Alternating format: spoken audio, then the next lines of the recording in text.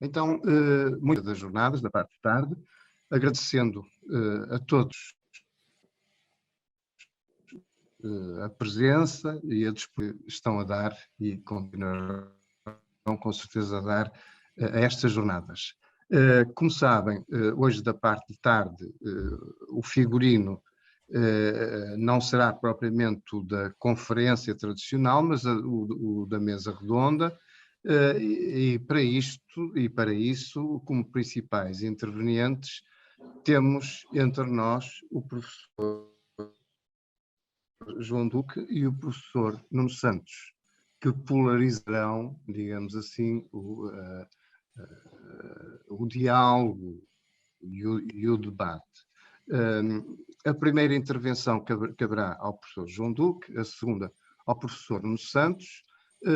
Em seguida, entre eles, enfim, colocarão reciprocamente uma ou outra questão e a partir daí abrir-se-á o debate a todos os presentes, onde todos poderão colocar as perguntas que assim acharem por bem. No entanto, agradecemos que, ao fazerem estas perguntas, o façam por escrito, por chat, não é? E não oralmente, para que seja mais simples para todos, particularmente para o professor João Duque e para o professor Nuno Santos, responderem às questões que lhes forem colocadas. Portanto, nesse sentido, eu dou desde já a palavra ao professor João Duque. Muito obrigado, e a começar sem micro, estes são agora uns rituais novos que temos que nos habituar. Agradeço, antes de mais, o convite por participar nestas jornadas, que saúdo também a temática, que acho muito interessante e atual, e agradeço também a palavra dada pelo professor José Cássio. Eu agradecia, enfim, que alguns de vocês, pelo menos, mantivessem a câmara ligada, porque tenho alguma dificuldade em falar para o ecrã em negro, quando desaparecem as caras todas, gosto de ver, mas tenho pelo menos aqui os meus colegas que me permitem ver os rostos, porque é algo muito importante para a comunicação. E também porque eu optei desta vez não escrever completamente, certamente tenho de escrever depois, mas não escrever completamente o texto e também não ler, que nestes meios torna-se quase impossível. E por isso mesmo a comunicação é importante. Bom, na temática geral das jornadas, eu vou repetir certamente algumas coisas, pelo menos pelo título da conferência inaugural, em que eu infelizmente não pude estar, do professor Grilo.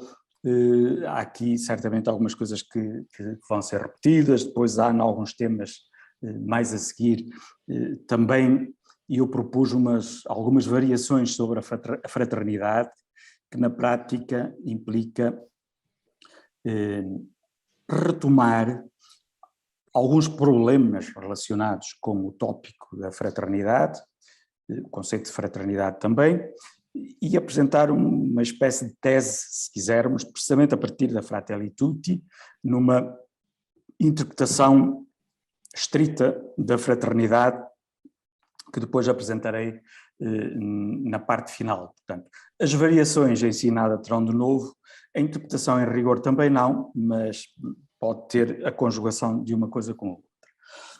É habitual começarem-se os discursos sobre a fraternidade, pelo menos num conjunto de filósofos que têm abordado o assunto até recentemente, precisamente pela sua relação com a Revolução Francesa. Nós sabemos que o tópico da fraternidade não surge com a Revolução Francesa, isso é mais do que sabido. Aliás, algumas das críticas que lhe são feitas até se deve precisamente a isso. A Revolução Francesa é conhecida pelas três grandes palavras do seu lema, e considera-se que, enfim, a liberdade, depende do conceito de liberdade, mais ou menos terá sido trabalhada intensamente nos últimos séculos, que o conceito de igualdade, que também, enfim, tem os seus recantos algo problemáticos, nomeadamente a partir do momento em que se começou a trabalhar o conceito de diferença e, portanto, coloca em causa o conceito de igualdade, mas que terá tido algum desenvolvimento, sobretudo social e político, que o conceito de fraternidade terá desaparecido, em parte, do MAP.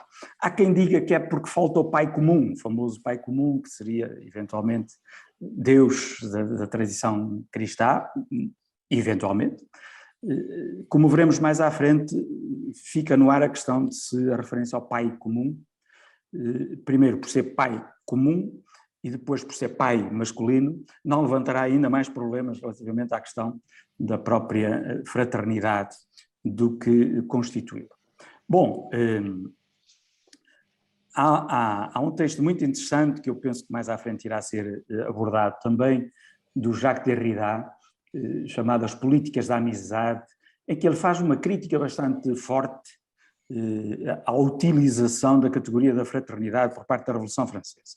E faz essa crítica precisamente na medida em que identifica, enfim, de uma forma um bocado unilateral, mas identifica a questão da fraternidade com a ideia de fratria, em certa medida, com a ideia até tribal, ou seja, da redução simplesmente familiar, laços de sangue ou não, depois tendendo-se para o conceito de amizade na constituição de grupos tribais, que significa tendencialmente fechados sobre si mesmos.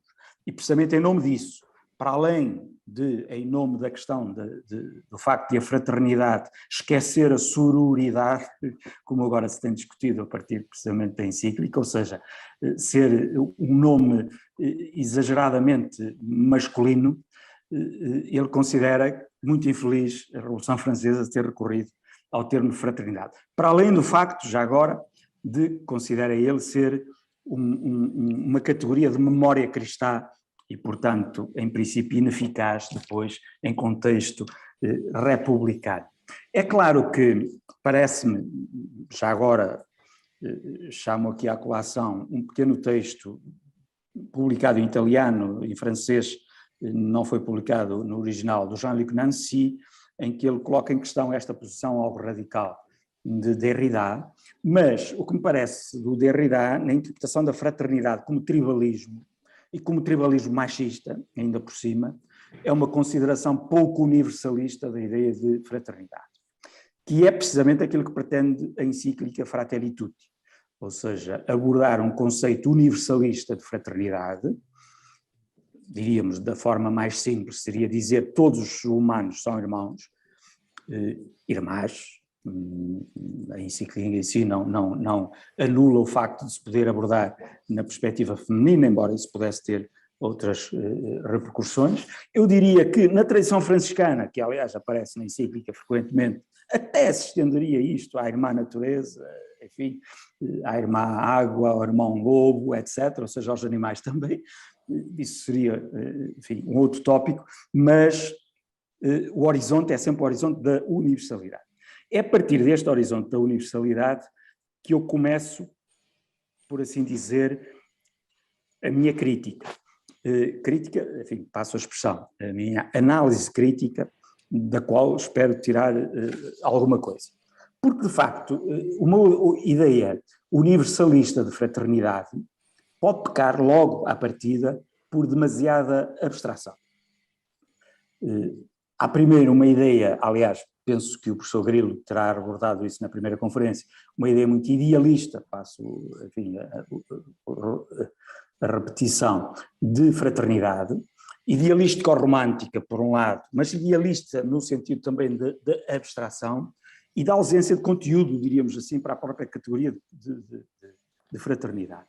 Eu até me atrevia aqui a estabelecer um pequeno paralelo com os imperativos categóricos de Kant, a ética de Kant sempre muito acusada de ser formalista, embora até me pareça que em algumas formulações do imperativo categórico a coisa tenha mais conteúdo, porque o não fazer de nenhum humano um meio, mas torná-lo um fim em si mesmo, já tem conteúdo que chega. O tratar cada humano como irmão é relativamente vazio de conteúdo, porque não chegamos ainda a dizer o que é que significa isso de tratar cada humano como irmão. Irmão em que sentido? Irmão em que sentido?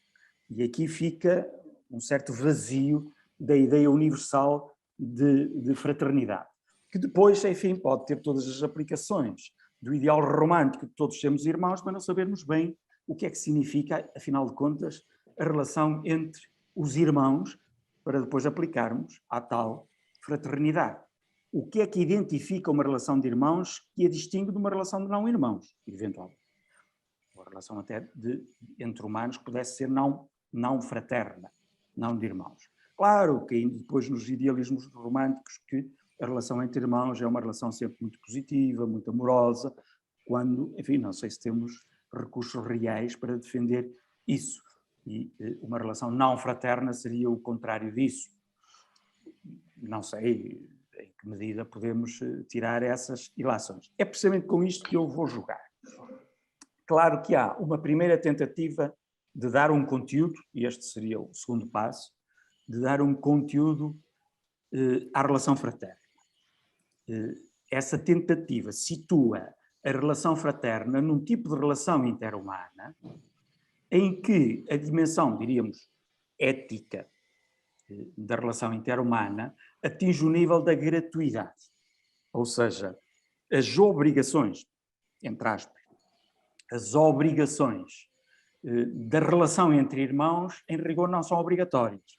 Ou seja, não são necessárias por natureza, nem impostas por nenhuma lei, mas são absolutamente gratuitas, têm-se, em princípio, questões afetivas, mas, sobretudo, ama-se o irmão porque sim, ou seja, por razão nenhuma, nem razão lucrativa, nem razão legal, porque não há lei que imponha a relação de fraternidade entre irmãos, nem há um benefício de ninguém que se possa ver aí, como numa relação comercial, como numa parceria, etc.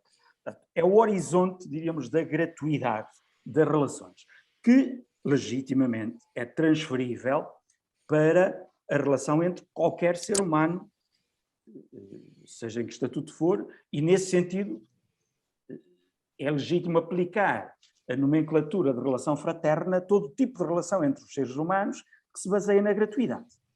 Nós diríamos genericamente a relação de amor, mais do que a relação de justiça, mais ou diferente da relação de justiça, etc. A isto, enfim, denominam alguns autores que tratam a questão da fraternidade, nomeadamente Christophe Theobald, por exemplo, e alguns dos autores que participaram de um congresso internacional sobre a fraternidade, realizado em França, organizado pela Associação Europeia de Teologia Católica, e de que resultou um grosso volume bastante exaustivo sobre as questões da fraternidade, em contexto político, filosófico e, sobretudo, teológico, diríamos que atingimos uma dimensão mística e propriamente, passo a expressão ou não, sentimental, porque é uma das críticas que Derrida também faz ao conceito de fraternidade, sentimental da noção de fraternidade. O que significa que a relação de fraternidade, sendo da ordem do gratuito, da ordem do místico, da ordem do excesso, da ordem do sentimento, da ordem do afeto, em si não é institucionalizável e, portanto, cai fora da ordem da justiça e da ordem do direito. Levanta-se precisamente a questão que quer Derrida, quer Nancy levantam: será a fraternidade um direito, como é o da liberdade e como é o da igualdade? Ou será a fraternidade um dever? Mas é um dever no sentido kantiano, mas se é um dever, voltamos a uma certa necessidade, se bem que o dever de Kant está fora da necessidade, é do reino da liberdade. Mas se vamos para o âmbito da gratuidade, em rigor a fraternidade nem é um direito, nem é um dever. A fraternidade é algo que se tem porque sim, diríamos, num certo sentido, quase quando apetece. Quando apetece. Aí está mais dependente do sentimento. E aqui começam precisamente as discussões se é da ordem do amor onde fica a justiça. O problema da justiça, a fraternidade supera a justiça, mas se supera a justiça e não pode ser prescrita, passo a expressão, pela lei e pelo direito, fica ao sabor de quê? Torna-se simplesmente, relacionando com a questão da idealização e da romanticidade, torna-se simplesmente uma utopia. Não é, de facto, esse o modo como nós, em grande parte, reagimos quando ouvimos falar na fraternidade de todos os humanos. Oh, sim, senhor, mas é uma utopia. Alguns terão algum comportamento fraternal, talvez, porque têm inclinações para isso, mas não é algo que possamos esperar sequer dos humanos como tal, a não ser utopicamente. Bom, perante, diríamos, a crítica feita por Derrida, que, por assim dizer, fecha a fraternidade num âmbito muito restrito da tribo, e a crítica a esta ideia universalista de fraternidade, mas que ao tentar dar algum conteúdo à fraternidade, a coloca no âmbito do excesso afetivo e sentimental, mas nunca depois aplicável institucionalmente, diríamos que o apelo do Papa Francisco fica um bocado em maus lençóis, porque o apelo do Papa Francisco à fraternidade ou é interpretado no sentido do apelo aos grupos de amigos, aos grupos de irmãos, uns contra os outros, em certa medida, ou um apelo muito vago, universal, ao ideal mais ou menos utópico do sentimento fraterno, sem capacidade de uma articulação social e política, a que ele chamaria a famosa amizade social, e, portanto, com algum contexto institucional. Para aprofundar a questão entre estes dois extremos, eu proponho uma passagem relativamente rápida, porque tentarei ser rápido no total. Há raízes da ideia de fraternidade, quer há raízes familiares, diríamos mais físicas, de sangue, e depois na sua expansão simbólica para além das relações de sangue, quer ao impacto que essa abordagem dos irmãos, da relação entre os irmãos de sangue, de que a Bíblia, por sinal, é bastante abundante e de modo frequentemente problemático, como nós sabemos, para, a partir daí, voltar a uma ideia mais aberta de fraternidade, mas não tão vaga, talvez, como uma ideia genérica, simplesmente, de relação gratuita. A base da metáfora da relação entre irmãos, fraterna, é, sem dúvida, a relação entre irmãos, chamemos-lhe assim, de sangue. Esta questão, no artigo do Jean-Luc Nancy, é bastante discutida, o que é que significa isto do sangue. Mas a nossa relação habitual de que os irmãos são os filhos, pelo menos do mesmo pai ou pelo menos da mesma mãe. Eventualmente do mesmo pai e da mesma mãe. Não entro aqui num debate mais psicanalítico de qual seria a diferença da origem no pai e a diferença da origem na mãe. O Nancy explora aqui uma ideia muito interessante do leite materno como constituição da fraternidade e da autoridade do pai como outra constituição da fraternidade bastante diferente. Que seria interessante explorar, mas, enfim, também convém não exagerarmos com estas distinções. Bom, partindo, diríamos, desta ideia inicial de que o que inspira o conceito de fraternidade é, em primeira mão, a relação entre irmãos, filhos dos mesmos pais, portanto, irmãos de sangue, poderíamos falar neste contexto claramente de difícil fraternidade. Se o Levinas fala de difícil liberdade, como é evidente, pelo menos na noção de liberdade que o Levinas defende, eu estenderia isto aqui a uma difícil fraternidade. Bom, em primeiro lugar, retomando Derrida, a noção de fraternidade com base no sangue, na família, é uma noção tendencialmente etnocêntrica, familista, portanto familiocêntrica, e nesse sentido demasiado tribalista. O que significa que se estendêssemos simplesmente esse significado à noção de fraternidade entre os seres humanos, nós diríamos que a humanidade se divide em múltiplos grupos de irmãos. Irmãos são aqueles que têm um tipo de relação muito próxima devido a algum fator, seja o fator de sangue, seja o fator de afinidade. E, como é evidente, isso origina fratrias, diríamos, origina confrarias, e as confrarias, em rigor, são grupos que se estabelecem pela distinção entre o interior e o exterior, tendencialmente na exclusão do exterior, porque à confraria só pertence o grupo dos irmãos que verdadeiramente pertence à confraria. Portanto, essa ideia de fraternidade seria sempre uma ideia que aproximaria os laços entre determinado grupo de seres humanos, mas excluiria todos os outros seres humanos. Bem, isso é a base depois de um conceito etnográfico também, ou etnocêntrico da fraternidade, que eu concentro normalmente no conceito geral de tribalismo. Também é no seio dessa concepção algo problemática da fraternidade, até da família também. O Evangelho é relativamente crítico em relação à família neste sentido. A família mafiosa, por exemplo, pode originar precisamente uma relação muito específica de defesa e de amor entre um determinado grupo, precisamente à custa do estabelecimento de uma alternativa entre o grupo dos amigos e o grupo dos inimigos. E, aliás, não é por acaso que o Derrida, nesse escrito, precisamente trabalha a noção de amizade e inimizade a partir precisamente desta noção de fraternidade. E então a fraternidade contribuiria para dividir a humanidade em grupos de amigos que inevitavelmente têm os outros grupos como inimigos. O exterior ao grupo, ou o exterior à nação, ou o exterior à cidade, ou o exterior, ou seja o que for, até ao continente, o exterior à cultura, não é? O exterior à cultura europeia é automaticamente inimigo e é sempre depois visto como tal. Há um autor latino-americano, Henrique Dussel, que tem uns trabalhos muito interessantes a propósito deste tema, precisamente a propósito da superação da alternativa amigo-inimigo,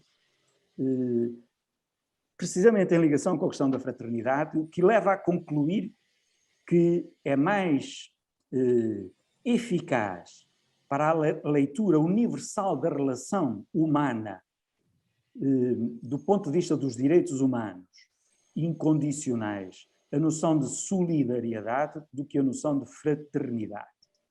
Que a noção de fraternidade acabaria por dividir sempre a humanidade em grupos ou em tribos contra as outras. Este é um aspecto, diríamos, sociopolítico que habita inevitavelmente o problema da fraternidade. A ideia de uma fraternidade universal, como propõe o Papa Francisco, é precisamente o contrário disto. Mesmo uma teologia do povo, como a defende o Papa Francisco, nunca é uma teologia da tribo, mesmo que certos populismos tenham tendência para interpretar a noção de povo sempre como noção de tribo, o que coloca os povos uns contra os outros, como amigos e inimigos, ou pelo menos uns indiferentes aos outros. A proposta universalista do Papa Francisco não vai nesse sentido, evidentemente, mas ao falar de fraternidade tem que ter a noção de que vai ter que se enfrentar com este problema, diríamos, tribalista da noção de fraternidade. Um outro problema mais psicanalítico é todo o problema do desejo mimético, formulado pelo Girard, e que leva à violência entre irmãos. Quer dizer, temos aí o Caim e Abel explicitamente, e muitos outros episódios mais ou menos míticos da nossa cultura, mas nem é preciso, quer dizer, na prática basta a história das nossas famílias, em geral, para percebermos que a própria proximidade e a própria partilha das mesmas origens e também dos mesmos desejos, precisamente o desejo mimético, ou seja, o desejar porque os outros desejam, ou desejar porque os outros têm, desejar o mesmo pai porque é pai dos outros, desejar, no caso do Caim e Abel, o mesmo favor do pai porque o outro tem, levam a um conflito muito próprio entre irmãos. O que significaria que a partilha do pai ou a partilha da mãe e o estatuto do irmão é o estatuto que mais proximamente pode levar, precisamente, à violência entre irmãos. Os desconhecidos dificilmente se odeiam. Odeiam-se, de facto, os próximos e os conhecidos. Claro que isto tem base numa dinâmica de medo, como nós sabemos, politicamente o Hobbes tratou isso muito bem, mas é um tratamento, enfim, relativamente banal, pelo facto de nós termos medo de perder algo, temos medo de perder o nosso lugar, é que reagimos com base nesse medo, violentamente, e daí surgem todos os conflitos de irmãos.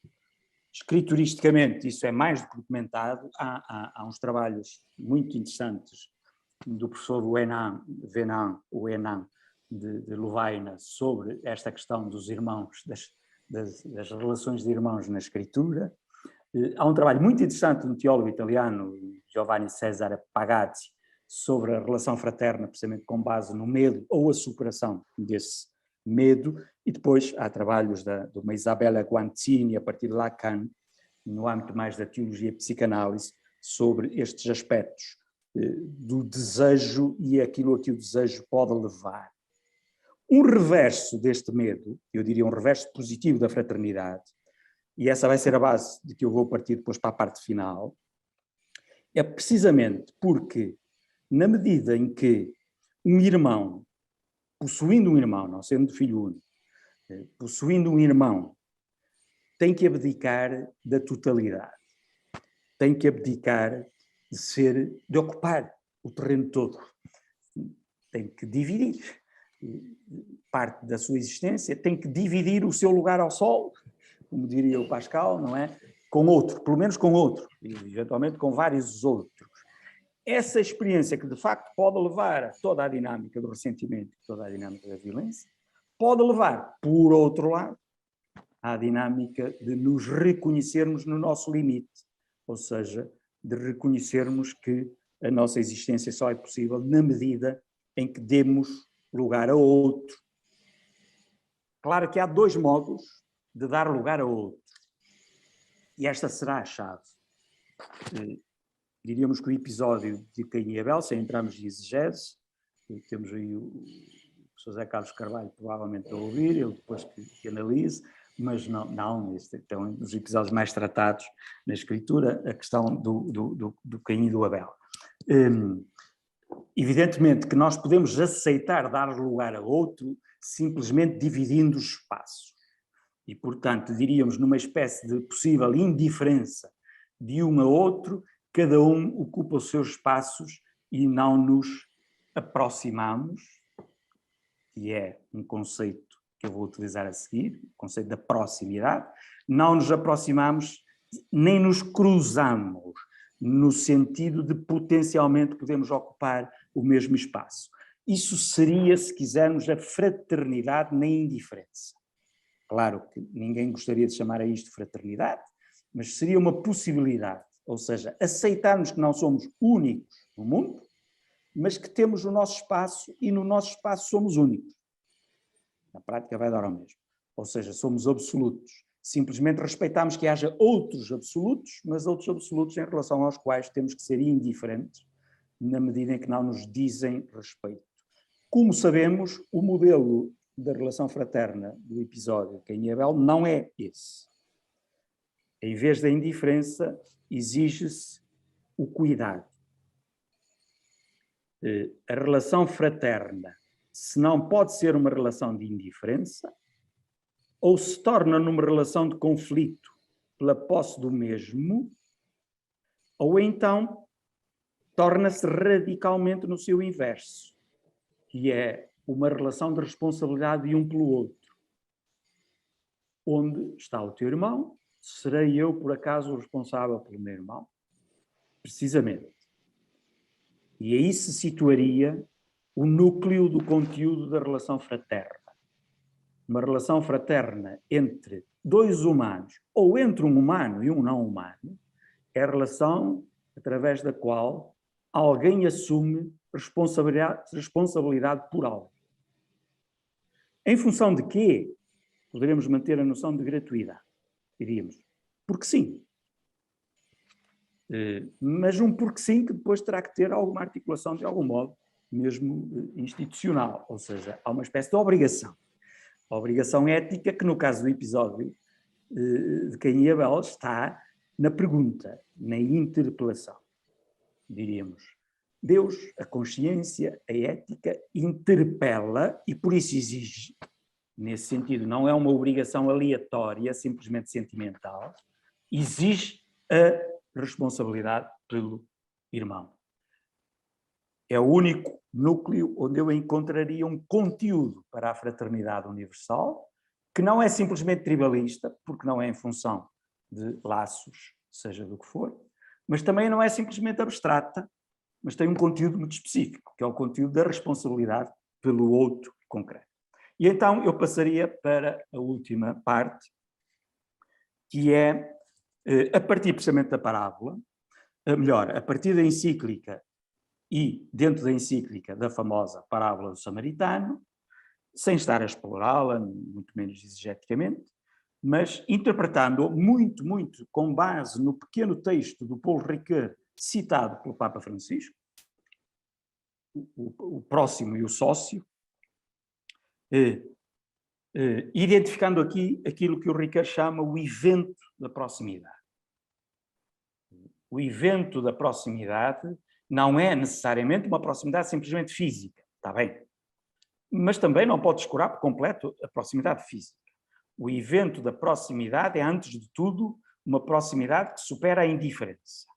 Nós não somos simplesmente mundos paralelos uns aos outros, nós estamos em proximidade uns com os outros. Mas o evento da proximidade inclui uma interpelação, que é uma interpelação universal, ou seja, talvez o conceito melhor seja uma interpelação incondicional.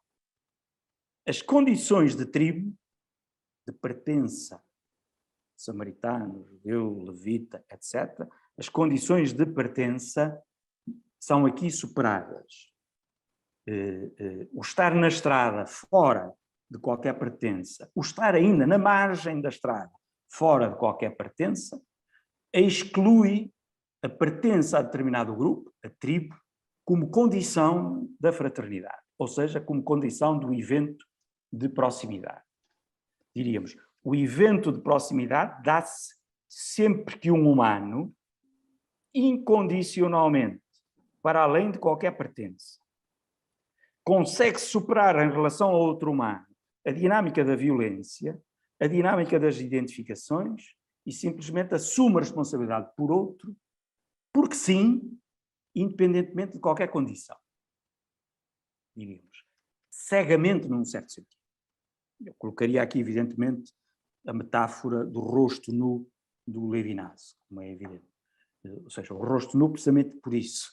Não são as identificações que as vestes nos dão que criam a condição da interpretação que o rosto dirige.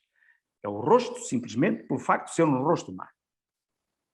Nas condições da discussão atual pode ser um rosto animal, pode ser um rosto da própria natureza, seja o que for, uma realidade exterior a nós que, na sua situação concreta, carnal, concreta, é ocasião de nos ser dirigida uma interpelação à responsabilidade por.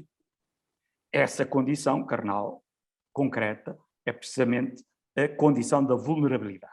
Eu diria que a proximidade é o estar perante uma vulnerabilidade concreta, um rosto nu, que instaura o evento de proximidade e que é a origem da fraternidade. Para além do sangue tribal, mas para além também da abstração simplesmente idealista da fraternidade, concretizando-a naquele rosto nu. Para terminar mesmo, isso não invalida, a partir do texto do Ricoeur, que esta interpretação, como o caso da parábola do samaritano, possa resvalar para o idealismo sentimental. Se não há nenhuma lei que me obrigue a tratar do que está na margem da estrada, se não há nenhum contexto institucional que me obrigue a isso, diríamos assim, o facto de uns terem passado ao largo e o outro se ter compadecido tem a ver simplesmente com o sentimento de compaixão de uns e o não sentimento de compaixão de outros.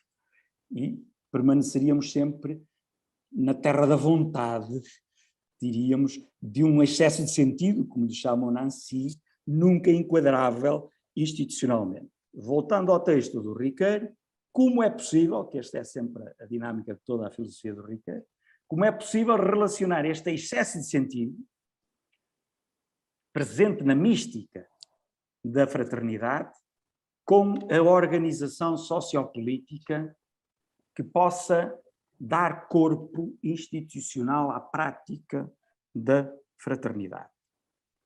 Caso contrário, por um lado, se legalizamos a fraternidade, passo a expressão, não é que seja ilegal, mas se a tornarmos simplesmente cativa da lei, anulamos a fraternidade enquanto tal, porque anulamos a dimensão excessiva da própria fraternidade. Então torna-se mais uma lei, entre outras. Se a deixarmos completamente fora do aparato legal e jurídico e, portanto, do âmbito da justiça, deixámos-la ao sabor dos sentimentos, o que significa, na prática, sempre como um ideal utópico de realização. Como é possível a fraternidade social suficientemente estável, suficientemente garantida, ganhando corpo nas instituições? Eu penso que esse é o grande desafio e que é talvez o grande desafio que o Papa Francisco coloca quando lança a ideia da amizade social, ou seja, como é que nós conseguimos estruturas políticas, mesmo a nível do planeta, não só a nível de cada nação, que salvaguardem uma atitude fraterna no sentido da responsabilidade pelo irmão que está perante nós enquanto sujeito vulnerável. Fiquem abertos, porque penso que não é assim imediato e fácil conseguir imaginar eventualmente essas estruturas. Mas penso que já me alonguei mais do que suficiente. Portanto, devolvo a palavra ao professor Zé Cássio e agradeço a todos a atenção. Muito obrigado, professor João Duque, por tão iluminada e esclarecedora intervenção. Então, na sequência, eu passaria a palavra ao professor Nuno Santos e no fim da sua intervenção, então, iniciaremos primeiro um diálogo entre os dois, que depois será alargado a todos. Portanto, professor Nuno Santos, a palavra é sua.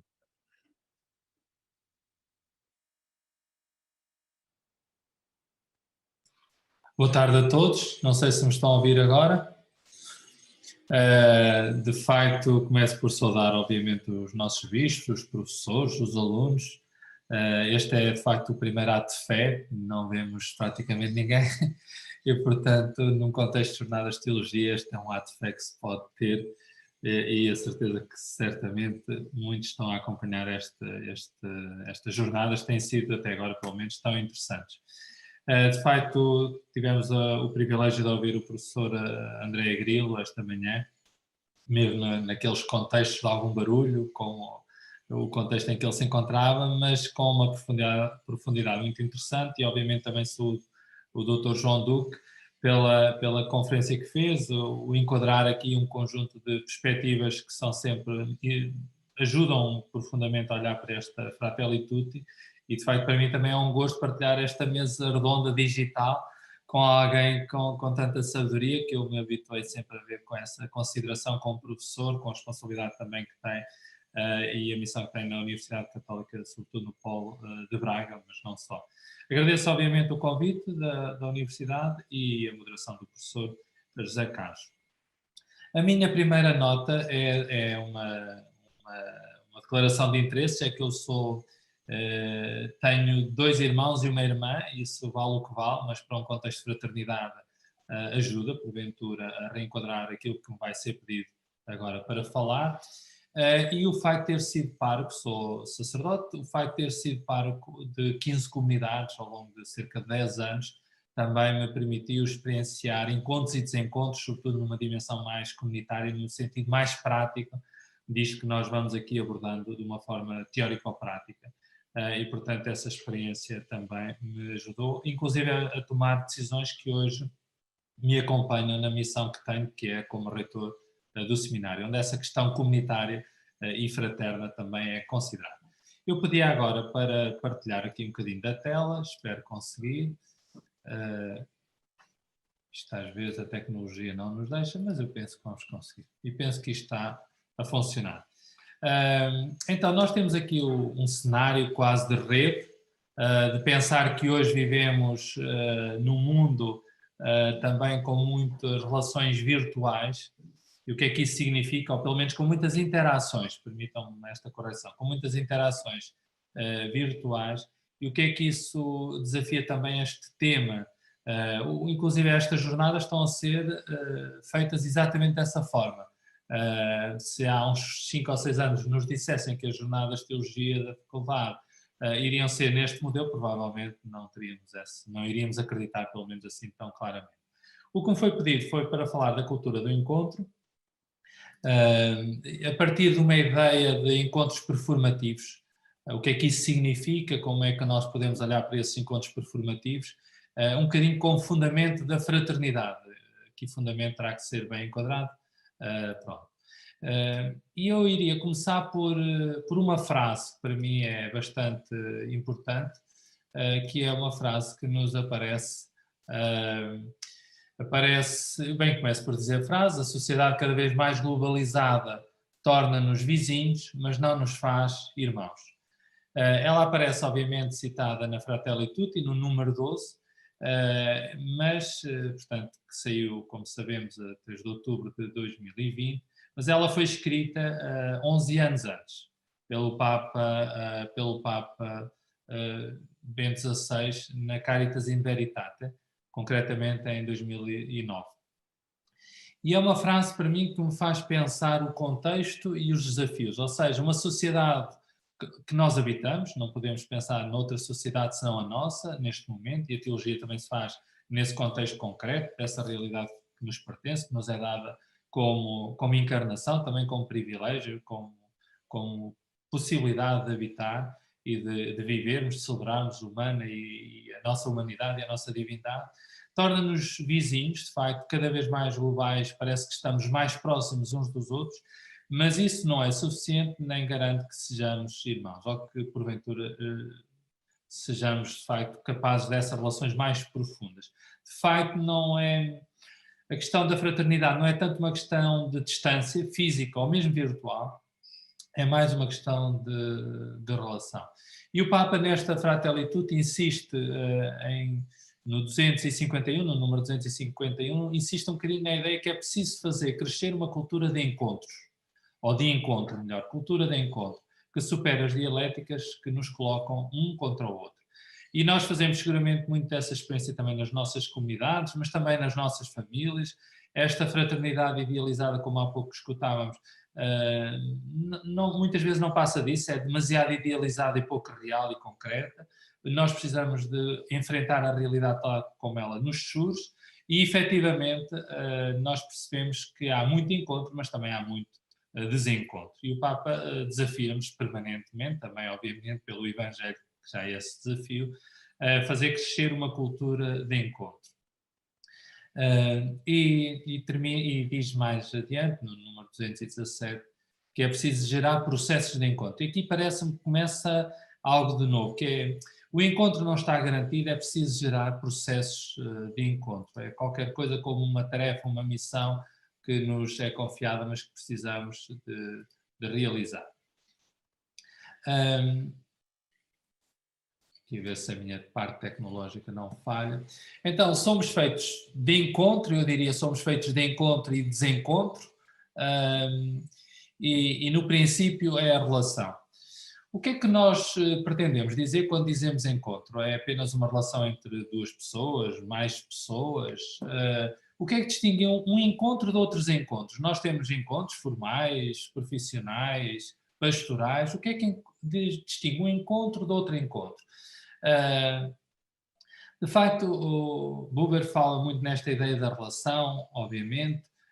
No princípio é a relação. Nenhum ser, nenhum género existe isoladamente, nós vivemos nessa relação. Todos somos em relação, acontecemos em relação. Eu diria que não nos podemos dizer fora dessa relação. Mas às vezes a relação, como dizíamos, é encontro e também é desencontro. Às vezes o outro é visto como uma ameaça e, portanto, precisamos de ter algum...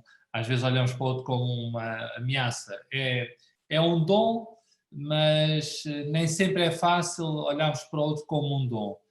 Muitos casais, quem tem que acompanhar casais e quem tem que acompanhar, sobretudo, casais em separação, também é uma das minhas missões decorrente do Secretariado da Família, às vezes percebemos o que é a tensão, a dificuldade concreta na vida familiar. As pessoas gostam uma da outra, mas a tensão concreta às vezes faz-nos levantar a questão do outro como um dom ou como uma ameaça quase. Cada pessoa é um ser em relação, obviamente, devemos muito a isso da relação.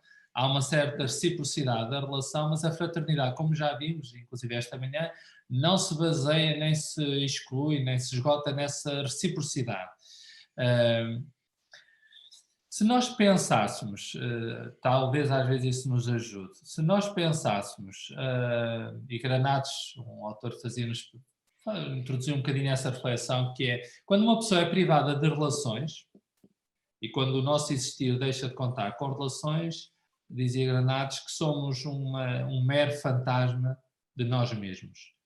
E, portanto, o Papa Bento XVI, na Caritas in Veritate, fala e diz muito bem que o contexto atual exige um aprofundamento crítico e axiológico da categoria da relação. O que é isto da relação?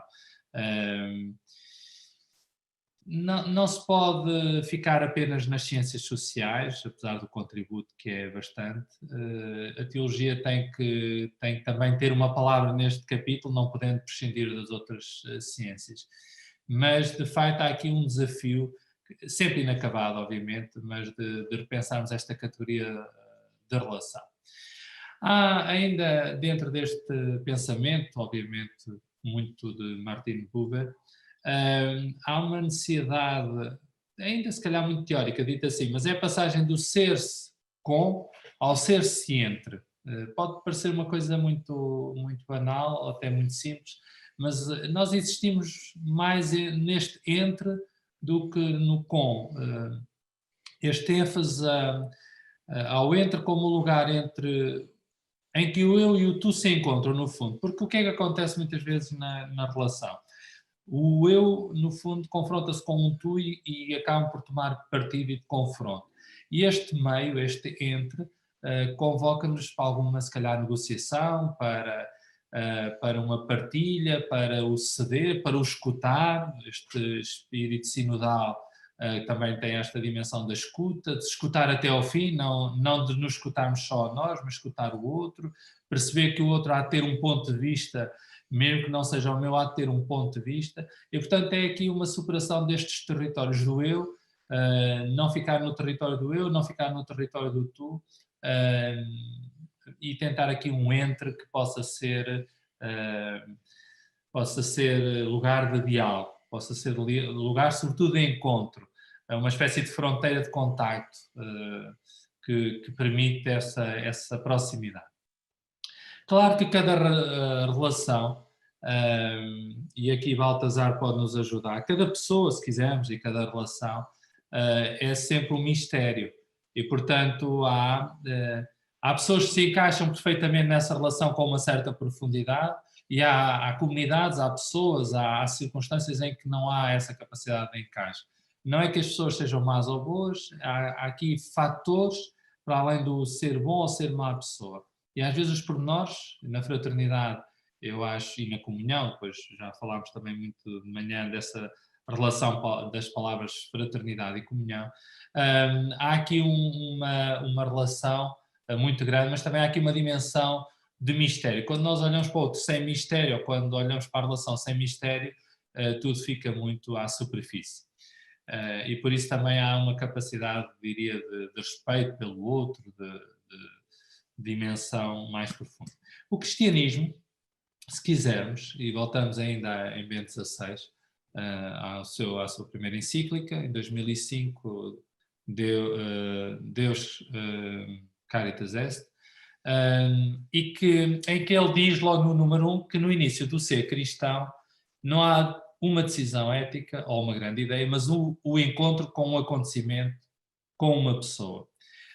E de facto este encontro, ou seja, o cristianismo parece que se baseia exatamente aqui neste encontro com Jesus, com um ponto de partida. Num encontro sempre inacabado, bem entendido, mas é um encontro fundamental. Dá à vida um novo horizonte e desta forma um rumo decisivo.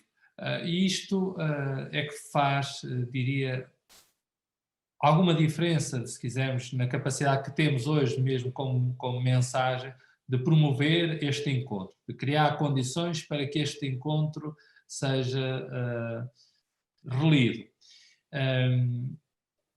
E ainda em Bento XVI, agora já na Spes Salvi, 2007, há uma dimensão que pode introduzir um elemento a estes encontros, que é a mensagem cristã não era só informativa, mas performativa. Significa isto que o Evangelho não é apenas uma comunicação de realidades que se podem saber, mas uma comunicação que gera factos e muda a vida. Ora bem, como eu dizia há pouco, há encontros e encontros. Há encontros que mudam vidas e há encontros que nos criam bloqueios, que nos chateiam, que nos atrapalham a vida. Então, há encontros que têm uma dimensão performativa, há encontros que mudam de facto a vida, que geram momentos novos, que trazem ambiente novo.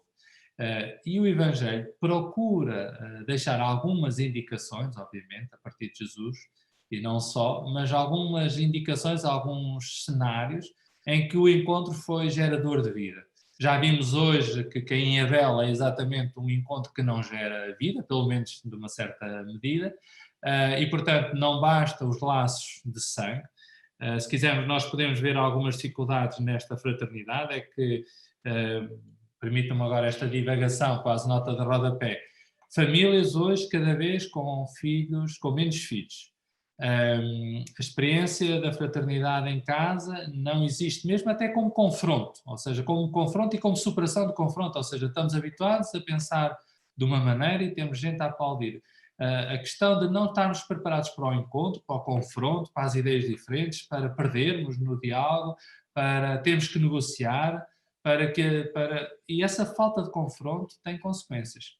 Se pensarmos então em famílias com menos filhos, com muitos com apenas um filho, se pensarmos, pois isto na relação poder, fraternidade, igreja, os seminaristas e os futuros padres, ou bastantes padres, que não tiveram irmãos ou não tiveram irmãs na sua experiência de casa, daquela experiência banal de casa, do cotidiano.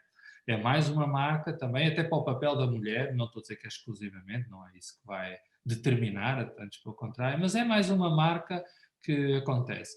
O facto de se viver numa geração ou num contexto também muito virtual, em que eu posso selecionar os meus amigos e anular todos os que me fazem oposição. Então, tudo o que é oposição não entra no capítulo da fraternidade. Ora, a fraternidade há de incluir também confronto, oposição, diferença, pensamento de dizer que não, esse confronto é uma experiência também que não exclui a fraternidade, talvez até possa torná-la mais autêntica, que é, diante do confronto somos irmãos, mesmo no confronto continuamos a ter uma experiência de fraterno. Então, este é, eu diria, um dos obstáculos, como digo, não basta ser irmão de sangue, obviamente, mas também importa essa experiência. Não basta termos irmãos, também não basta sermos da mesma comunidade cristã, não é por aí que nem o facto de sermos batizados só por si, não basta rezarmos o Pai Nosso. Eu tive desculpem também esta nota da rodapé, estive numa paróquia em que a certa altura surgiram 2 coros, então quando cantava um coro não cantavam as outras pessoas todas, portanto a paróquia a Assembleia dividia-se quase a meio, os da direita cantavam quando cantava o coro da direita, quando cantavam os da esquerda. Então, a certa altura, a pergunta é que sentido faz rezarmos o Pai Nosso? Se calhar mais valia rezar um Pai Meu qualquer, e depois, então, a partir daqui, fazer uma releitura também de limite e de pecado. Porque, de facto, também os nossos limites, muitos encontros não são performativos. E muitas comunidades não trazem experiências de encontro, trazem experiências só de anulação do outro, de inveja, de confronto, e às vezes convocam-nos, inclusive a quem tem a missão depois de parco, às vezes é convocado para essa confusão. Ou seja, as pessoas querem que o padre tome partido em relação àquela pessoa, aquele grupo, para defender outros. E a construção da comunidade tem que atender também à possibilidade de que o confronto não seja divisão, que não seja a anulação da fraternidade. Já os Chilivex falavam muito desta dimensão performativa, da essência da Igreja, né, como um discurso performativo e não apenas descritivo, Esta palavra perform do inglês tem muito a ver com realizar, levar a cabo, executar, representar, cumprir. Tem a ver com desempenho, não é? Então, hoje usamos muito estas ideias de performance, ou então esta ideia de tornar ali uma presença real, fazer algo, mesmo no contexto das artes, uma expressão concreta.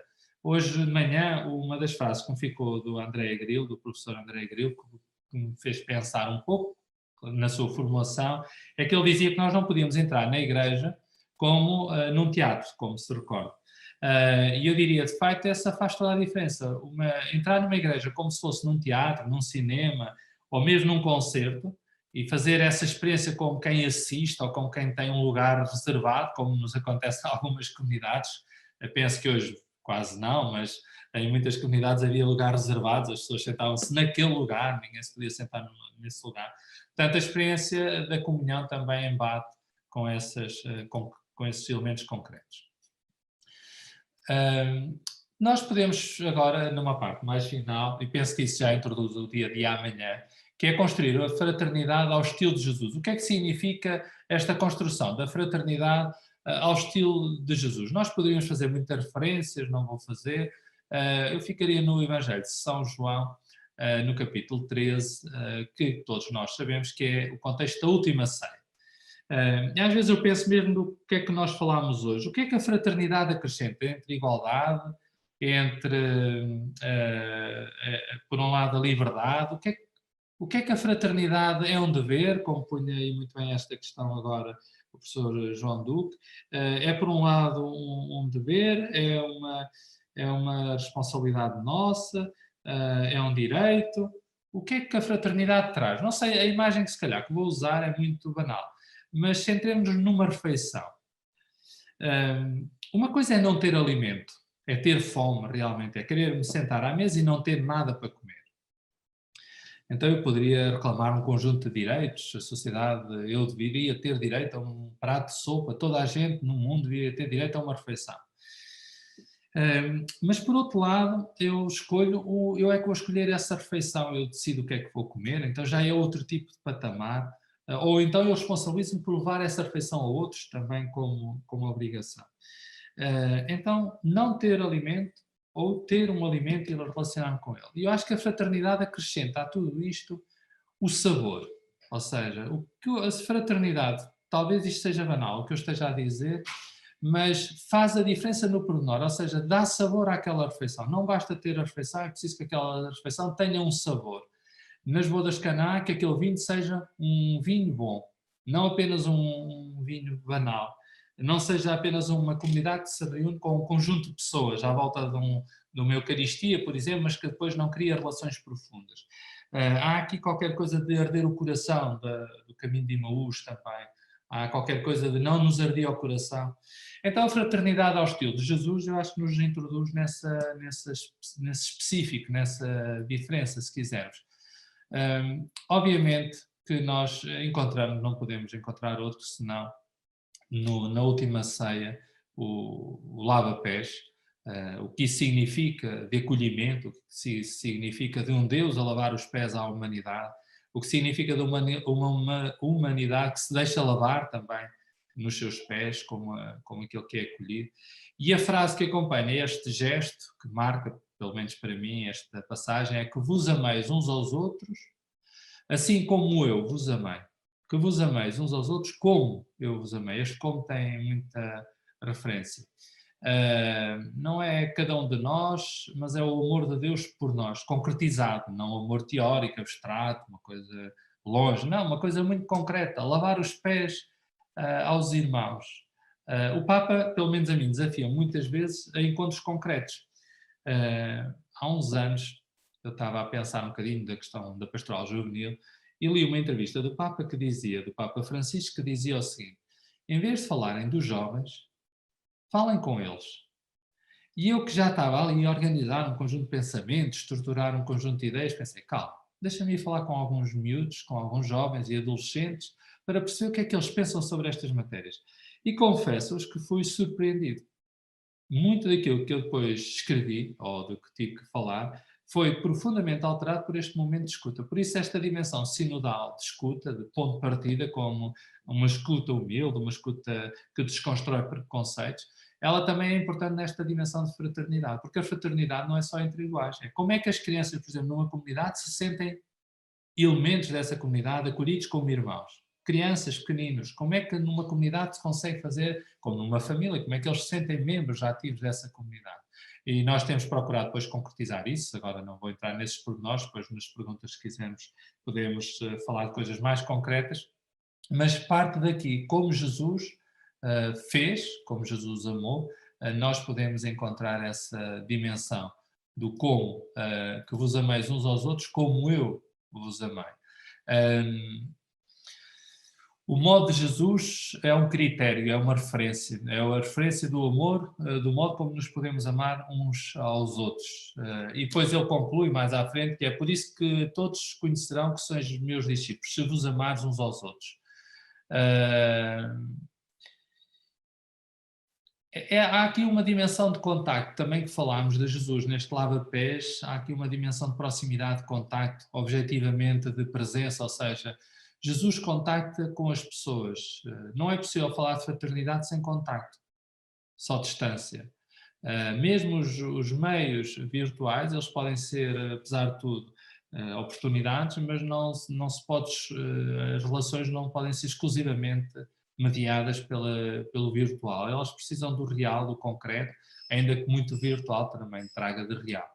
Mas Jesus não é insensível, não é intocável. O Evangelho está cheio de toque, de presença, de proximidade, de sentar à mesa, de presença própria e próxima. Ora bem, como o tempo está a escassear, vamos avançar mais um bocadinho e agora sim vamos entrar em coisas que amanhã vão ser desenvolvidas. A cultura do encontro, esta cultura performativa do encontro, do entre, há de criar comunidades Filadélfias. Isto é uma expressão que conhecemos as cidades, Filadélfia, quer na Grécia, quer depois, agora atualmente nos Estados Unidos, mas esta cidade é apenas uma invocação, uma convocatória para a minha última palavra. Nós podemos olhar para as comunidades uma certa utopia ou pela uma dimensão utópica. O que é que isso significa? A utopia é um não lugar, ou seja, falar da fraternidade como um ideal que no fundo não é realizável, que nós temos dentro de nós como aqueles ideais que ficam sempre bem em qualquer texto, mas que nenhum de nós acredita que seja possível concretizar. E o cristianismo e as comunidades cristãs não devem ser utópicas. Elas devem ser, e esta expressão desde logo foi usada por uma pessoa que eu tenho muito apreço, que já morreu, o Dom Tonino Bella, era um bispo com uma história muito bonita na Itália, e ele falava com jovens e foi uma das primeiras pessoas a quem eu ouvi essa expressão, utópico. A comunidade cristã há de ser um lugar utópico, um lugar bom, sabemos, tem esse sentido. Um lugar bom, um lugar real, mas um lugar bom. Não, a comunidade cristã não pode ser um lugar mau, um lugar idealizado que depois não tem nada a ver com a vida das pessoas, tem que ser um lugar onde as pessoas façam experiências boas, positivas. E é uma comunidade, uma comum unidade, obviamente, é criar unidades permanentemente, mesmo nessas tensões que existem sempre, não há comunidades sem tensões, como é óbvio, como também não há famílias sem tensões, como não há, eu diria, irmãos sem tensões, uns que são melhores ou piores, a vida também tem altos e baixos, mas há aqui uma dimensão escatológica de peregrinação também nas comunidades, porque a própria palavra paróquia é uma palavra quase escatológica no sentido de paraoikos, de estarmos a aproximar-nos de uma casa, mas a casa definitiva é sempre a casa de Deus e, portanto, nós somos apenas e só peregrinos, as comunidades são apenas lugares de peregrinação.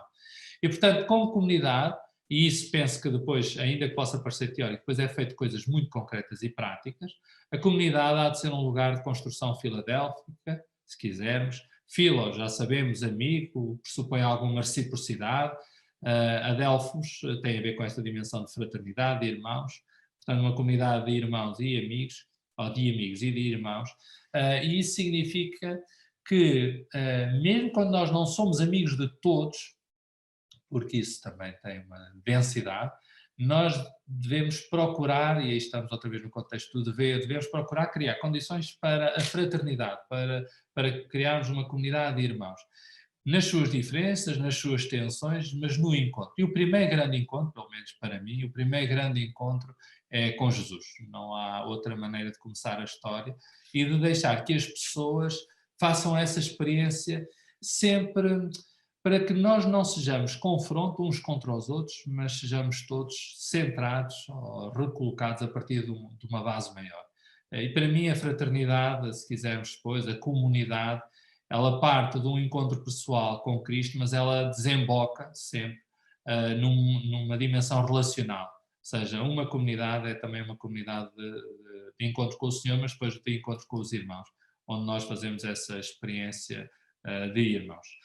E eu terminaria por aqui, simplesmente a dizer que, de facto, a experiência do encontro não é teórica, ela parte, se quiséssemos agora ser mais abstratos ainda, um bocadinho, não é abstratos, mas ela parte desde logo na nossa fé do encontro trinitário, ou seja, temos um Deus comunhão, é verdade, mas é da experiência concreta da relação que nós podemos também saborear esta grandeza de sermos cristãos. De facto, a cultura do encontro é transversal, atenção, não acontece só nas comunidades cristãs, ela é um desafio para qualquer cristão e para qualquer ser humano, em cada lugar, no trabalho, na família, em todas as relações.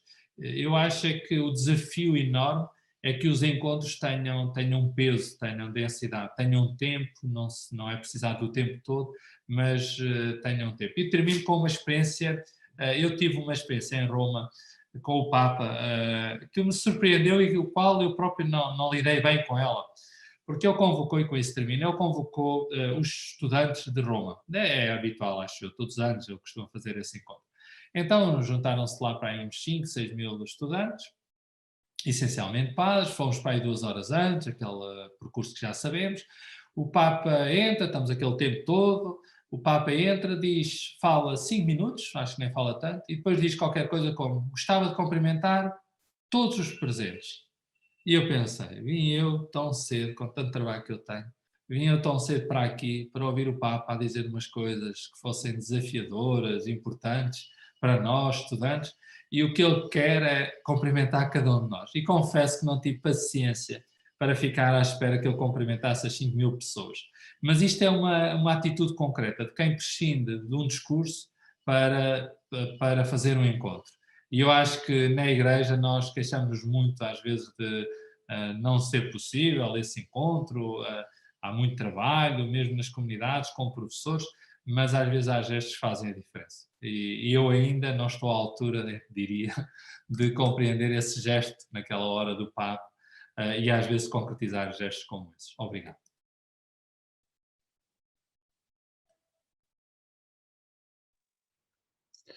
Muito obrigado, professor Nuno Santos, por tão interpelador e sugestiva intervenção. E então, agora, abria-se o encontro entre todos, encontro dialogante, e começaríamos então pelos dois, exatamente, o que é que cada um tem a interpelar o outro, se é que tem, imagino que sim, para depois abrirmos a toda a Assembleia. Quem quer começar? Estamos em ambiente de fraternidade, portanto, será... Eu posso começar precisamente por esse tópico, não vou aplicar performativamente aqui, que às vezes o ambiente de fraternidade é um ambiente difícil de cortar à faca, neste sentido. Não teremos nós às vezes precisamente uma ideia idealizada de fraternidade demasiado positiva. E dócil, não é? Exato, dócil, sobretudo dócil, eu diria aí, porque positivo também o resto é, ou seja, aliás está aqui uma questão que lhe estão a colocar assim no bate-papo e que é uma questão pertinente, porque a aprendizagem, que pode ser em família, pode ser noutros contextos, evidentemente, a aprendizagem da relação fraterna não é simplesmente a aprendizagem, diríamos que agradável da convivência entre irmãos, ver como eles se amam, etc., aquela mística, mas precisamente e talvez até mais frequentemente a aprendizagem do conflito, a aprendizagem da capacidade de superar o conflito, que certamente irá ter outros momentos, e portanto a permanente capacidade de lidar com o não sermos sozinhos, que implica sempre perda, implica morte sempre para alguém. E a falta dessa experiência, que diríamos que em rigor é negativa, mas que pode ser positiva na aprendizagem, é um elemento importante da fraternidade e do encontro. Não será que às vezes, mesmo no nosso discurso pastoral, gostamos mais da dimensão dócil de todos estes conceitos, sem enfrentarmos o benefício também do conflito, mesmo nas paróquias, etc. E às vezes até somos, quer dizer, eu também me incluo, somos duros demais, diríamos até com os paroquianos, com outros, por existirem esses confrontos. Os confrontos fazem parte de um processo, que é preciso saber lidar com eles, e com isso não criar, enfim, conflitos insuperáveis, que esse é que é o problema. Eu penso que a ideia, eu reforço esse sentido, eu penso que a ideia demasiado idealizada, pode ser então essa palavra, da fraternidade, do ser irmão, e sobretudo, às vezes até do próprio discurso da Igreja em geral, dos padres em particular, mas de qualquer um, do portar-se bem, de ser de acordo, dizer sempre amém a tudo, ele anula o próprio processo da construção, porque a construção, ela precisa de confronto. Como não estamos preparados para o confronto em geral, nenhum de nós gosta de ser confrontado, então a ideia de confrontado, no sentido de apertado, não é? como num combate encostado às cordas, então a ideia é sempre fugir ao confronto, criar um grupo fraterno quase de iguais, por um lado, mas depois também isso torna quase inútil a própria construção, porque ela é repetitiva, ela é sempre feita à volta, não é envolvente, não ganha dimensão. E, portanto, eu acho que há uma perda de sentido quando nós não estamos preparados para o confronto. Há pormenores muito cómicos do cotidiano, que é alguém, por exemplo, dizer-nos a nós: mas como é que tu vais almoçar com essa pessoa? Essa pessoa diz mal de ti, como é que tu tens essa... Porquê é que vais almoçar com essa pessoa? Essa pessoa diz mal de ti. E uma das coisas, ou alguém que se chateia porque alguém disse mal de nós, eu costumo pensar assim e dizer: mas alguma vez eu teria razão de me chatear se eu nunca tivesse dito mal de ninguém. E eu acho que isto não é uma grande confissão, mas eu já disse mal de muita gente também, eu digo mal de alguns colegas e chatei-me também com algumas perspectivas e discordo de algumas visões e acho completamente errado algumas opções. Agora, tenho para mim a noção que não sou a única pessoa no mundo e que há outras visões, e algumas até reconheço mais tarde que foram as mais acertadas, ou seja, com as cartas que eu tinha em cima da mesa e com a minha limitação, com o meu ponto de vista, naquela hora eu defenderia uma ideia. 3 anos depois, correndo um conjunto de experiências, tendo ultrapassado, eu até diria: olha, ainda bem que não seguiram a minha ideia, porque de facto esta ideia acabou por resultar tão bem ou melhor do que a ideia que eu tinha. Portanto, eu diria que é uma certa imaturidade quando se idealiza a fraternidade. Agora, para estar preparado para o confronto, agora passamos a uma fase seguinte, é preciso ter efetivamente uma base. E o maior problema, e por isso é que a fraternidade vive coisas psicoafetivas e vive de coisas pequeninas e grandes, quando nós não temos efetivamente uma base, quando temos dúvidas sobre quem somos, sobre o reconhecimento nosso, o valor que temos, essas coisas todas, então, como paro, quando sou confrontado, eu penso que está em jogo a minha autoridade toda. Portanto, eu, a partir do momento, fico naquele momento em que ou fazem o que eu mando, ou então eu não tenho autoridade nesta comunidade. E, portanto, há uma perda de autoridade psicológica, psicoafetiva mais, decorrente de uma má análise, que é: eu sou a minha autoridade. Não, eu sou apenas um membro daquela comunidade que partilha com outros um conjunto de decisões. Claro que, como numa família, alguém tem que decidir, no limite alguém tem que decidir, mas até chegarmos à decisão, há tempo para discussão. Eu, com os meus bispos, posso dizer isso, temos diálogos engraçados, às vezes absolutamente discordantes, mas eu costumo dizer sempre assim, não vale a pena nenhum de nós estar nervoso, porque no final toda a gente sabe quem é que manda, e não sou eu. Agora, até chegarmos a esse momento, temos que discutir isto, temos que discutir, porque é uma falta de caridade, na minha opinião, não falarmos abertamente daquilo que sentimos. E o Papa, e voltando aqui, usa uma palavra grega que eu não gosto nada, parresia, ou então alguns já puseram em português, parrésia, não sei se isso faz sentido, se não, mas pronto.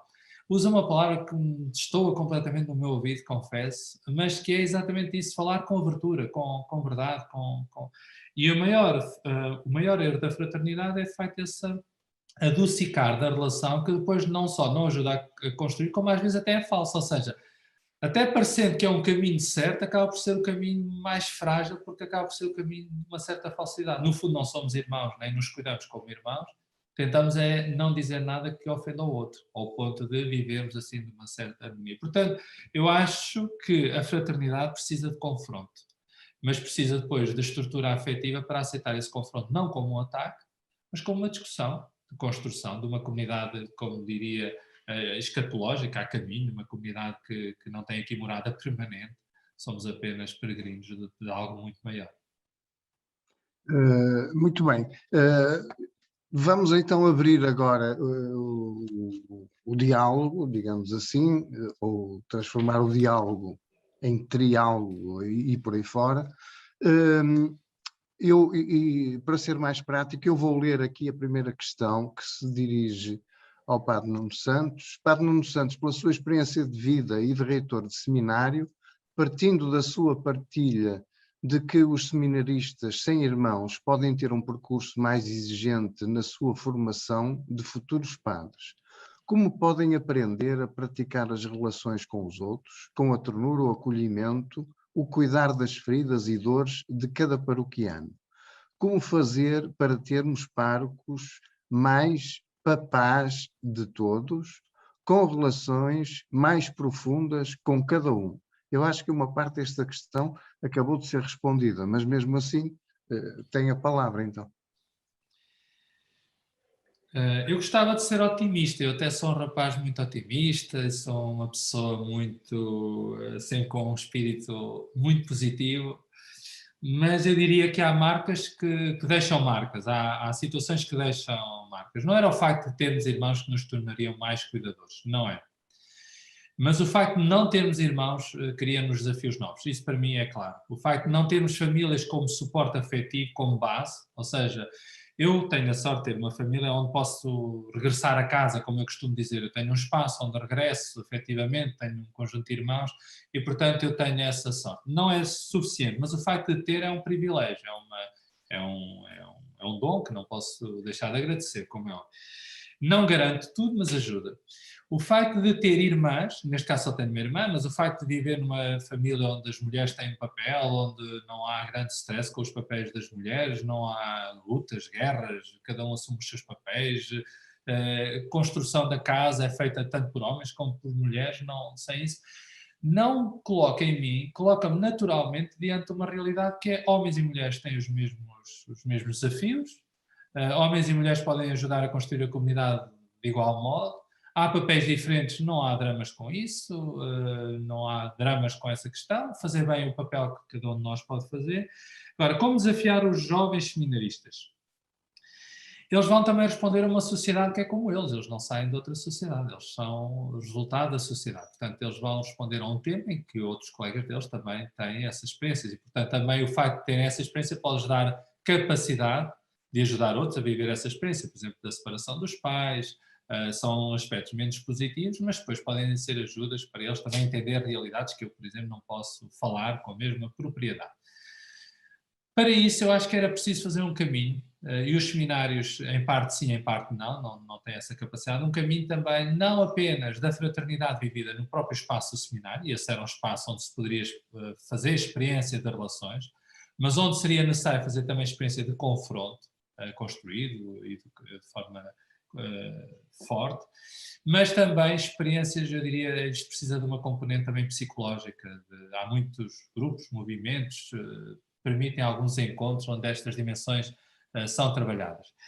E experiências também de voluntariado, onde essas dimensões podem ser trabalhadas. Portanto, eu diria que o facto dos seminaristas ou dos padres poderem trabalhar mais em conjunto, de poderem fazer experiências, não com todos, obviamente, mas poder fazer experiências concretas, isso poderia ser uma ajuda. Às vezes o seminário, que tem grandes vantagens, obviamente, então em contextos destes mais ainda, também pode ter uma ideia de fraternidade muito geral, ou seja, muito universal. Temos que nos dar com todos na comunidade.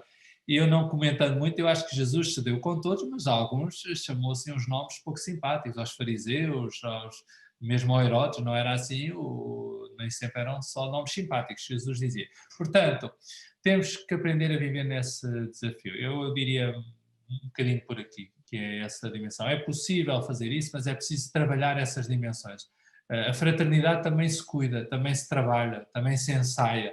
O dizer obrigado. Eu acompanho um jovem que não diz obrigado, é uma coisa engraçada, nunca me tinha acontecido. E às vezes dizia, então, não diz obrigado? Ele, está bem, obrigado. Não está no contexto dele existencial, não entra essa palavra obrigado, não aparece, não tem irmãos, não está obrigado, não costuma dizer obrigado a ninguém, portanto não tem essa palavra no dicionário, é preciso fazer sair essa palavra. Então é preciso ensaiar essas coisas quase como uma educação, e às vezes é tarde, quando nós recebemos seminaristas ou jovens com 30, 40 e mais anos, se calhar já estamos numa fase em que estas palavras também se podem aprender. Eu acredito sempre que as pessoas, a conversão até a hora da morte, o bom ladrão, que não sei se ele teve alguma coisa de bom, senão só de esperteza, mas à última hora conseguiu ganhar o céu. Portanto, há sempre esperança, eu não diria mais. Muito bem.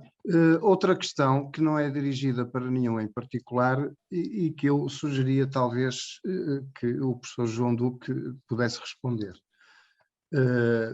A questão é a seguinte: apesar de compreender a oposição estabelecida entre utopia e utopia, bastante interessante, é também assinalável que o próprio conceito de utopia é por vezes reduzido à sua carga etimológica, não lugar, e não à sua carga histórica. E aqui refere o Thomas More como exemplo deste último caso. Com isto quero dizer o seguinte: o que nesse livro era utópico, nessa ilha imaginária, hoje é um dado adquirido e civilizacional. Por exemplo, a educação igual entre homens e mulheres. Com isto quero dizer que qualquer motivação utópica é mais do que um não lugar, mas também um espaço de fé e esperança. Enfim, um pequeno apontamento, parabéns pela apresentação. Portanto, eu perguntava ao professor João Duque se lhe sugere, se esta interpelação lhe sugere. Faz sentido porque é mais rigorosa relativamente ao conceito de utopia. Eu só utilizei de facto o conceito de utopia até mais do que um não lugar, um não conteúdo, em certa medida, ou seja, fiquemos por uma ideia vaga de fraternidade que é preciso depois dar conteúdo. A ideia tradicional de utopia sempre foi bastante fértil. Claro que tem sempre os seus problemas, na medida em que pode ser exagerada, de facto, para o não lugar e depois, enfim, levar até aos seus extremos políticos, como aconteceu em alguns casos. Há um textozinho pequeno, muito interessante, do Paulo Ricoeur, na relação entre ideologia e utopia, em que trabalha com muita precisão, precisamente, estas componentes todas, mas há uma componente muito importante que é o da imaginação de futuros possíveis. Alguns podem ser impossíveis, mas alguns podem ser possíveis, como aconteceu neste caso de alguns que depois se tornaram realizáveis. Nós poderíamos dizer que podemos imaginar, de facto, uma convivência fraterna, mas aí teremos que dar algum conteúdo suficientemente aplicável e, portanto, concretizável, apesar de tudo, a essa imaginação para que possa vir a ser realidade no futuro. O problema da dialética permanente, utopia, ideologia, se quisermos utilizar assim os dois termos que utiliza o Ricoeur, é quando o utópico é apenas e permanente a ruptura com a situação. E uma ruptura para um lugar não lugar, o que significa, ainda sem percebermos bem o que queremos, diríamos. E é verdade que uma certa utopia da fraternidade pode pecar por isso. Pode ser só um nome quando muito com a tal ideia dócil de uma, enfim, convivência pacífica entre os humanos e ficar simplesmente por isso. E isso pode ser muito pouco ou nada para a convivência real entre os humanos. A partir do momento em que, partindo precisamente da difícil fraternidade, o que significa da fraternidade real que nós experimentamos, podemos imaginar uma convivência fraterna entre os humanos em certas circunstâncias, certas condições, nomeadamente até em condições institucionalizáveis, como tentavam as ordens religiosas medievais, por exemplo, os conventos, era uma espécie de tentativa de prática da fraternidade real. Sempre que for isso, é uma utopia no bom sentido, que depois em rigor deixa de ser utopia, e que passa a ser uma utopia, passa a ser uma aplicação. Eu acho que nós nunca abandonaremos por completo esta tensão. E, portanto, Nancy, por exemplo, no artigo que eu citei, é muito partidário disto. É muito importante este caráter excessivo da ideia de fraternidade para orientar as nossas ações, nomeadamente políticas até, também eclesiais, comunitárias. Isso é absolutamente necessário. Evidentemente que nos lugares que nós construamos ficaremos sempre aquém de uma fraternidade idealizada, porque viveremos sempre da relação humana circunstancial em que sempre podemos viver. Provavelmente nós humanos nunca conseguiremos anular por completo esta, que não é bem dialética, esta tensão entre utopia e possibilidades reais. Portanto, nesse sentido estou de acordo com quem coloca a questão, precisamente porque a fertilidade da utopia não é de descurar. E por isso nós voltamos ao tema de fraternidade, depois dele já ter sido tentado várias vezes na humanidade, porque achamos que faz sentido voltar ao tema da fraternidade. Muito bem. Agora temos aqui, eu diria, um apontamento que será relativamente consensual, mas que mesmo assim pode ser uma interpelação a que algum dos dois queira acrescentar algo.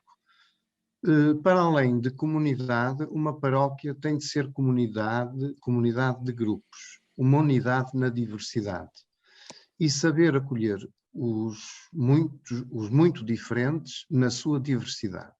Comunhão não é uniformidade. Sem estes grupos, a celebração é quase uma ilusão. Eu agora perguntava se algum dos dois quer... Eu posso dizer uma coisa muito simples e depois passo a palavra, porque penso que enfim, falará numa perspectiva mais experiencial o Padre Nuno. Aqui coloca-se claramente toda a questão do tribalismo da fraternidade, evidentemente. Ou seja, precisamente uma fraternidade não tribal implica isto que está aqui e que é exigido.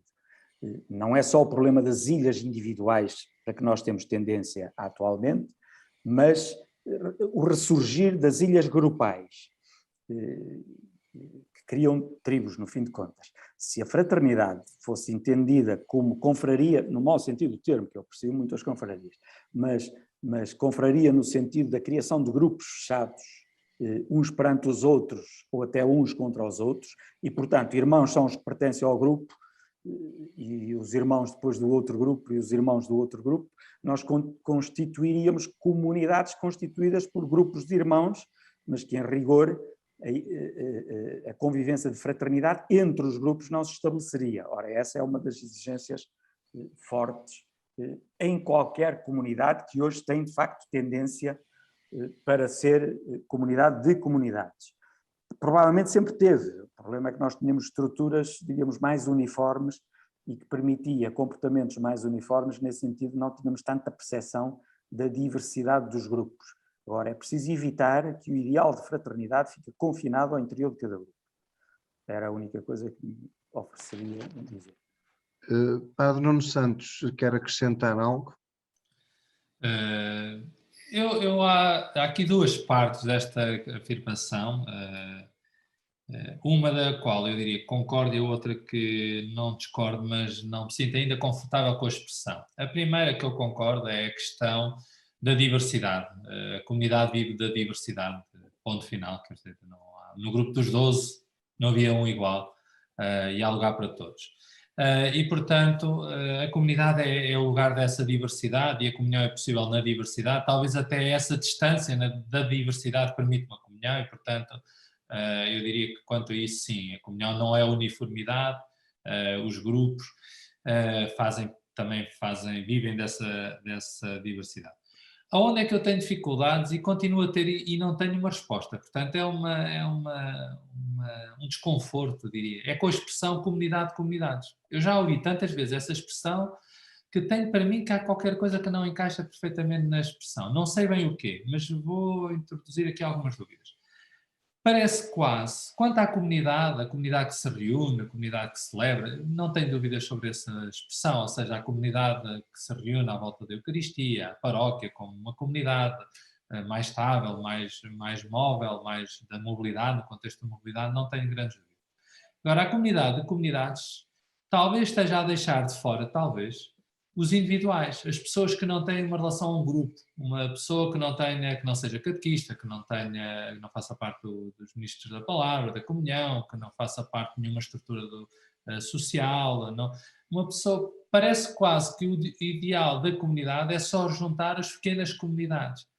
E não sei, a mim há aqui qualquer coisa que não me conjuga, talvez outras pessoas me possam ajudar, mas eu vejo a comunidade será pouco a minha visão, como o grupo, entre aspas, que se reúne à volta da Eucaristia, mas o grupo que ainda não se reúne, mas que é o lugar onde ele se espera reunir, aqueles a quem batemos à porta, aqueles a quem anunciamos o Evangelho, os pais das crianças da catequese que ainda não vão à comunidade, que se calhar nunca vão aparecer, mas a comunidade como os lugares ocupados e os lugares por ocupar, mas que têm lá lugar para eles, os marginais, aqueles que normalmente estão na margem da comunidade e que eu acho que fazem parte dessa comunidade, os não crentes, os que se dizem, os que estão mais afastados, os mais pobres, os que vivem, diria, as prostitutas do Evangelho, os zaqueus do Evangelho, todos esses fazem parte, têm um lugar na comunidade. Depois, e quanto a isso não tenho dúvidas, a comunidade de comunidades, ou seja, dos pequenos grupos, às vezes dá-me a ideia que depois vai valorizar ou vai dar espaço para que haja grupos em confronto, ou seja, que haja ali o pequeno grupo, tal cor contra o outro cor, o cor das 19 contra o cor das 11, os escoteiros contra a catequese, e o padre a tentar assim gerir um bocado essas tensões todas. Aliás, esse penso que tem sido o maior drama, é que os párocos, em concreto, passam a ser gestores de tensões, e acho que não tivemos essa cadeira, e começa a dar jeito, que é o gestor de conflitos. Portanto, uma cadeira, fica aqui a nota para a universidade, uma cadeira que tem a ver com gestor de conflitos. E eu acho que esta expressão pode, talvez, supor ou promover essa tensão. A comunidade há de ser mais do que a junção das pequenas comunidades ou de outros pequenos grupos. Os grupos têm lugar, as pessoas individuais têm lugar, é um lugar mais aberto, diria, mas não tenho nenhuma, foi só uma nota de preocupação, diria, não tenho assim pensamento feito sobre isso. Não uso a expressão, aviso já que pessoalmente não uso a expressão comunidade de comunidades, apesar de eu ouvir muito e achar que tem algum sentido.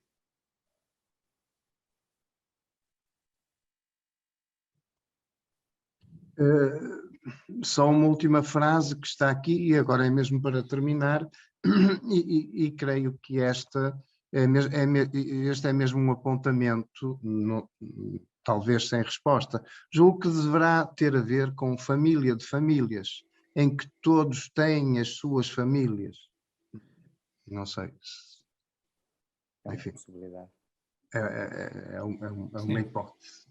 Eu só não estou de acordo aí com uma questão que também é aí colocada de mais relação e menos teologia. Bom, depende da teologia, mas enfim. Eu acho que a teologia teria que ajudar à relação, evidentemente. Claro, uma teologia que não ajuda à relação, então podemos prescindir dela, ou pelo menos prescindir um pouco dela. Mas a relação também tem a sua dimensão crítica e é preciso estar atento a ela, e a teologia pode ajudar a isso. Não contraporia uma coisa à outra. Sim, e aí sublinho só que a teologia, pelo menos para mim, tem sido um ótimo lugar de fundamento da relação, ou seja, tem sido é um privilégio estudar teologia, ou é um privilégio ter acesso à teologia e crescer com ela, para promover também e fundamentar as nossas próprias opções pastorais, de relação concreta e prática, muito encarnacional, ou seja, uma teologia da encarnação, uma teologia de mistério pascal, uma teologia é muito, não tem também nada essa ideia negativa da teologia. Agora, de facto, há derivações, se quisermos, teológicas e pseudo-teológicas, muito distantes até do Evangelho e muito distantes até do Concílio Vaticano II e de um conjunto de leituras. Sim, isso é que há que criticar, obviamente, porque se são desencarnadas, já não são evangélicas, isso já tem um contexto. Muito bem, não há mais questões e nesse sentido eu creio que nós podemos dar por encerrada esta sessão que foi tão interessante e ao mesmo tempo com a qual aprendemos, creio que todos, bastante, e nesse sentido nunca será de menos sublinhar o prestimoso contributo, quer do professor João Duque, quer do professor Nuno Santos, que muito enriqueceram esta sessão e que deram um contributo insubstituível.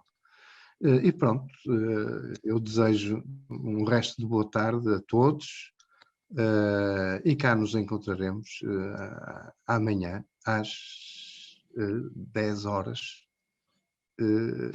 para continuar estas jornadas nesta senda de busca da fraternidade.